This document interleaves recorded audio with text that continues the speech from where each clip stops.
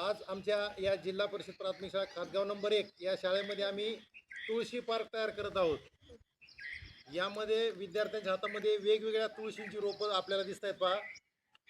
यामध्ये दोन गोष्टी आहेत, एक म्हणजे या ज्या पिशव्या आहेत या सगळ्या घरी आलेल्या तेल पिशव्यांचा पुनर्वापर करून आम्ही हे रोप तयार केलेले आहेत, म्हणजे रियूज ऑफ प्लॅस्टिकचा पुनर्वापर केलेला आहे आणि तुळशीची रोपं तयार केलेली आहेत। दुसरी गोष्ट, या ठिकाणी तुळशींची वेगवेगळी रोपं येते, यामध्ये सब्जा तुळस आहे, हनुमान तुळस आहे, कृष्ण तुळस आहे, लेमन, बेझिल, राम तुळस अशा वेगवेगळ्या तुळशी आहेत आणि त्यांचं या ठिकाणी लागवड आता सातपुते सरांना आम्ही विद्यार्थी करत आहोत।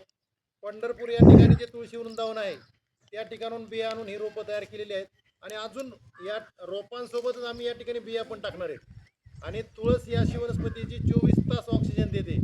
या ठिकाणी तुळशीच्या माध्यमातून आम्हाला ऑक्सिजन पार्क तयार करायचं आहे, खातगाव नंबर 1 शाळा ज्यामध्ये हे ऑक्सिजन पार्क तयार होतंय। मित्रांनो, तुम्ही सुद्धा तुमच्या घरी आलेल्या ज्या प्लॅस्टिकच्या पिशव्या आहेत त्याचा पुनर्वापर करून अशी रोपं घरच्या घरी बनवू शकता आणि जर ती रोपं तुम्ही तयार केली तर आपल्या परिसरातील निसर्गातील आपोआप झाडांची संख्या वाढेल आणि नक्कीच भविष्यकाळामध्ये आपलं सर्वांचं जीवन सुखकर होईल, हवेतील ऑक्सिजनचं प्रमाण वाढेल आणि आपण एक निरोगी जीवन जगू शकू।